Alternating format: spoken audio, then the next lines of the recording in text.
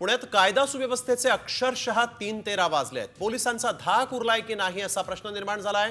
कारण पुण्यामध्ये 48 तासात तब्बल 5 खुनांच्या घटना घडल्या. सिंहगड रोड, वानवडी, कोंढवा, वाघोलीमध्ये हत्येच्या घटना घडलेल्या आहेत. खुनाच्या तब्बल 5 घटना घडल्यामुळे पुण्यात नेमकं काय चाललंय असा प्रश्न उपस्थित झालाय. इथं पोलिसांचा धाकच उरलेला नाही असा संतप्त प्रश्न या ठिकाणी आता नागरिकांनीही उपस्थित केलाय.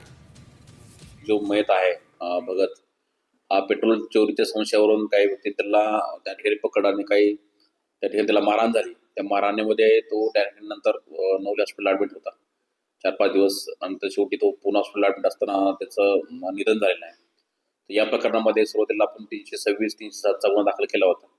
यातले 3 आरोपी पण दुसऱ्या दिवशी आपण अटक केलेले आहेत आणि यातला जो 4था आरोपी आहे कुठेहून सुशांत कुठे अजून त्याच्यामध्ये गुन्ह्यामध्ये फरार आहे. मृतकचे नाव बबलू शेगडेवाळे असे आहे. ते बिगारी काम करणारे माणूस होते. त्यांच्यावर दागाने टोचून मारलेल्याने दिसून आले. त्यानंतर आम्ही तिकडाच्या आजूबाजू सगळं पुरावा वगैरे गोळा करून खात्री केली असताना त्यांच्यामध्ये असे करणारा माणूस आहे. त्यांचे नाव आहे विकास चेत्री म्हणून आहे. ते पण बिगारी काम करणारे आहेत. त्यांचं निष्पन्न झालेले आहे. त्यांना पण आम्ही ताब्यात घेतलेले आहे. तर पुण्यात 48 तासात 5 खुनाच्या घटना कुठे घडलेल्या आहेत पाहूयात ग्राफिक्सच्या माध्यमातून. नरे परिसरात पेट्रोल चोरीच्या संशयावरून चौघांनी 20 वर्षीय तरुणाची हत्या केली. सिंहगड रोडमध्ये ही घटना घडलेली आहे.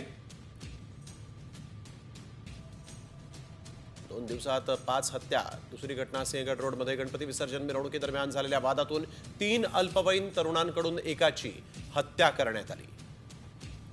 तिसरी घटना वाघोलीत घडली आहे. वडिलांना टकल्या म्हटल्यावरून वाघोली लोहगाव मार्गावर एकाची दगडानं ठेचून हत्या करण्यात आली. तर चौथी घटना वानवडीमध्ये घडली. कॉलेजला चाललेल्या अल्पवयीन तरुणावर पूर्ववैमनस्यातून कोयत्यानं वार करून हत्या झाली आहे. कोंढव्यामध्ये 5वी घटना घडली आहे. मीनाताई रुग्णालयासमोर बबलू उर्फ शेगडीवाला नावाच्या व्यक्तीचा डोक्यात सिमेंटचा ब्लॉक घालून खून करण्यात आला आहे.